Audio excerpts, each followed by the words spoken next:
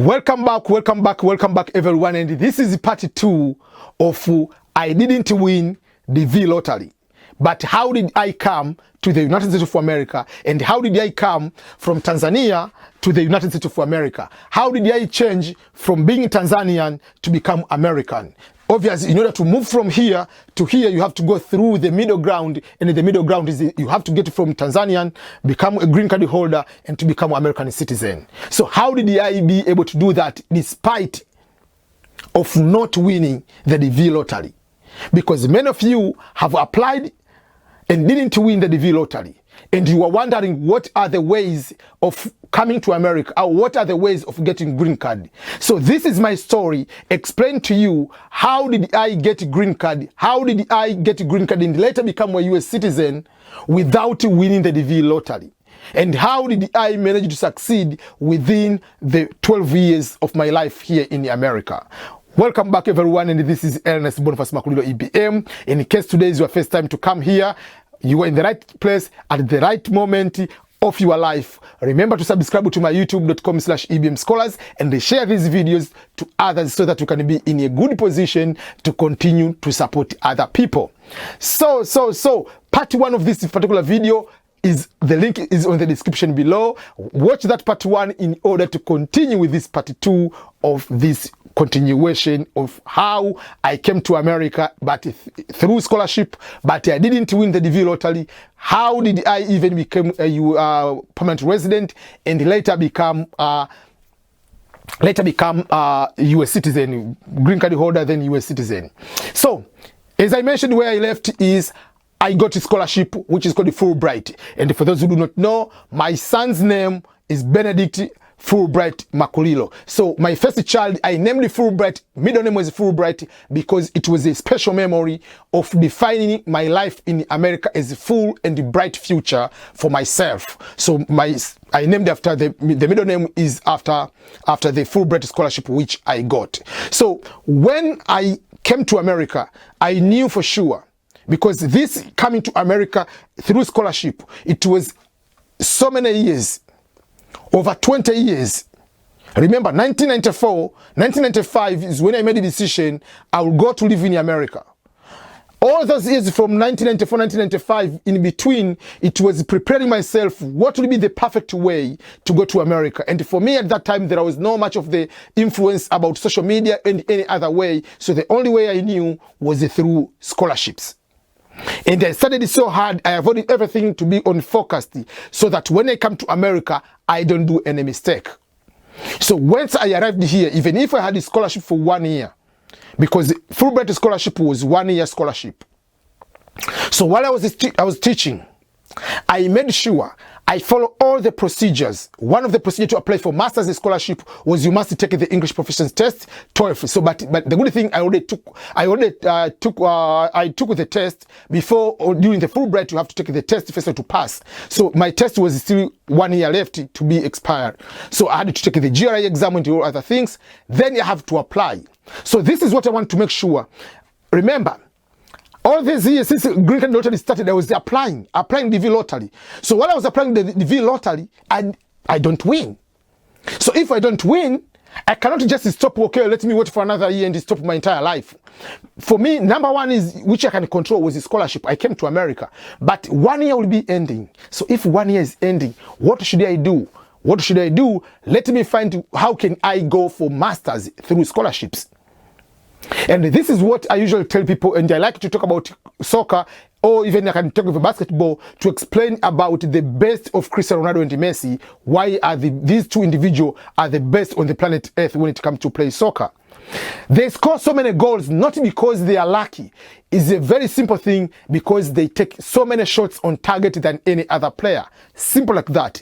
They take over 200 shots on target in order to have 30 goals or 40 goals. That's what they do. If you go to look like how many times they take so many shots, like Michael Jordan, you talk of Steph Curry, LeBron James, the legend Kobe Bryant, all those people, they take so many shots in order to have more points. So I use the same principle. Because I planned because the program is 1 year, I have to continue to be here. I applied 25 universities. So applying for 25 universities, it means I give myself 25 shots. It's just like you are a soccer player. You are given 25 penalties. There is no way you lose all 25 penalties. No way. You'll get even one penalty, even if you do not know how to play soccer. Even if they put the best goalkeeper on the goal there, like David De Gea, or they put Iker Casillas on the goal, and even if you have never played soccer, they give 25 penalties shots on target. You'll get at least one. So I knew everything, so I applied 25 universities. I ended up to get to 3 universities. Did I lose hope when I was getting all the rejection letter? No, I didn't. Every single week or every single 2 days later, you have been rejected. Thank you for applying. You have not been considered. I invested a lot of money and said, but for me, I kept applying until I had 25 universities. I got 3 universities, and one of the choice was University of San Diego, which is in the great state of California in San Diego, to do masters in peace and justice studies. While I was doing my master's studies, that is the time I met my wife, Marie. So we get dating, then we did the wedding. Back in 2010, it was May 1st, 2010. That's when I got married. So, but even if I didn't get married, I was still having legal status of staying in America. So I didn't get married because I can get legal status. That's why even when I talked to my wife, when we met, I said, I'm marrying you not because I'm going to get a green card. Because if I'm going to marry you because of green card, I'm Catholic. I'm not going to have a wedding in Catholic church. Because I'm very committed, and this marriage is going forward. If things don't work, it's not because I have green card. So don't come with the mindset that I'm just going to use you because of the green card. I'm here to have a family. It is my dream, when they explain everything from the start. This is what I'm going to do. So she came to realize that I'm a very genuine person. She Googled me, whatever, after learning more about me. Then we started dating, and then we got engaged, and then we had the wedding. So for my case, I later got married, but I didn't apply the green card right away. As I said, I had other plans. I didn't come in America just to come here and be doing a minimum dollar job for the rest of my life. So while I was doing my master's, I'm finishing my master's. Even if I was married 2010, I didn't apply for my green card for me until 2011. 1 year later, or 1.5 years later, that's when I came to apply for my green card through marriage. Why? Because I had other plans. I had my visa was 2 years visa, so I applied for PhDs, and I got admitted for PhDs. But I didn't want to go right later. I said, okay, my wife was pregnant. I said, okay, I'm not going to do PhD right now because we have to start life. Is pregnant and all other kind of things. So I had to make it other priorities of my life. So then I decided to apply for the permanent residence, and I became a permanent resident through marriage. So this is one of the way on how you can become permanent resident. There is through lottery. Another way is through marriage. So you have to get married. And to get married is not just the hand green card.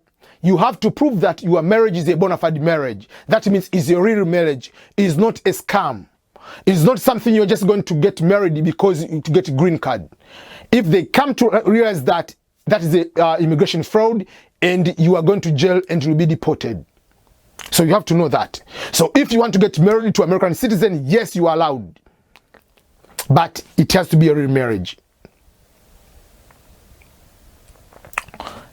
So that is something else. I will be able to keep talking. But if you are still in Africa, if you are in Asia, if you are in Latin America, the first step, you have to come to America. Because we'll be talking about other ways about getting a green card. We're talking about employment-based. I'll make a separate video about employment-based. But how many companies, yes, they are there, but how many companies will take you with your bachelor degree, you just graduated, you don't have work experience, to give you a job to come to work here? And remember, your bachelor degree is just like mine, was political science. Like, really, you are so much expert in politics in Africa, that means they have to give you a special working visa to come to America? No. Most of the people they get working visa are most in science. And there is a very long process to get that one, to get H1 visa. And later to be sponsored, get green card through work. So my advice is, in order to do that, that is one of the way. Another way, it is better to come first to America. And don't coming through visit. Yes, you can come through visit. You can come just like you for the conference. Those ways will not help you much to stay in America, because once those ways you come here, if you come for tourism, once your time to stay is up, you have to go back. If you don't go back, you become illegal. You come to attend the conference. Make sure that if you are overstaying, you are illegal. You will be complicating your life. You are not allowed to work, remember. So it will take a longer time to come back to have a working permit and even having a social security number. But if you come as a student, you have a very higher chances of succeeding quicker. And by student, I mean you come through scholarship. Don't come through, I'm coming to pay on my own. If you want to pay by your own, I've talked about going to Norway, going to Finland, going to Denmark, going to Sweden, most of the Scandinavian countries, because there is no school fees over there. That coming to America and spending more money, but you can go there and it's very affordable because you don't pay for school fees, it's just cost of living. So come through scholarships. Yes, you'll be able to get a scholarship as long as you have at least a bachelor degree. You can apply for masters and make sure that you have very good results, not just bad results, and you want to do that. So if you have diploma, number one thing, find a way. These things is not just by overnight. Next year I'm going to America. You cannot do that. I didn't just raise up today, oh, I want to go to America. Next week I'm going to America. No, it took years of executing my plan. So you have to take a plan. Not just I'm going to America. So if you're going to America, so what? It's just like, okay, I want to go to, there are some players, I want to go to play for Manchester United, I want to go to Premier League, I want to go to play for Real Madrid. You are going to play for Real Madrid, but you are on the bench every single day because you are a floppy. You cannot do well, you have not prepared yourself. But if you go to those like Real Madrid, like Cristiano Ronaldo, when he went to Real Madrid, he was already the best player on the planet, and he won Champions League. He was at the peak when he transferred to go to Real Madrid. So don't just come to America. So what if you are in America? Because you can come here and your life can be extremely difficult, extremely complicated, and until you come to regret why even you decided to come to America. You might end up become like doing the very odd jobs, and in the end you might go into be so much trouble for the rest of your life. But if you come with a plan, it can help you to succeed in most of the things in a very, very early stage. The good thing now, compared to the time I was coming, there are no blogs like talking about life in America. There was no YouTube. I mean, YouTube was starting up. Facebook was starting up. It was the time of MySpace and the High Five back in the day. So all this time, we didn't have people like me and other people that are talking about, okay, these are the ways to go through. These are the ways to avoid to credit card. These are the ways not to do these kind of mistakes.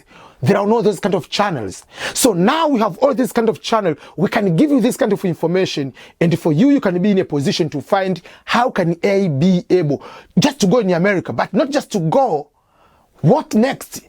To go in America and be the best, better than my life in Tanzania, better my life in Ghana, better than my life in Kenya. But while I'm better there, but I can do something to my people in Africa. I can do something to my people in Asia. I can do something to my people in Latin America. I can do something to the people of this world to make the world a better place. Because why? Simple reason.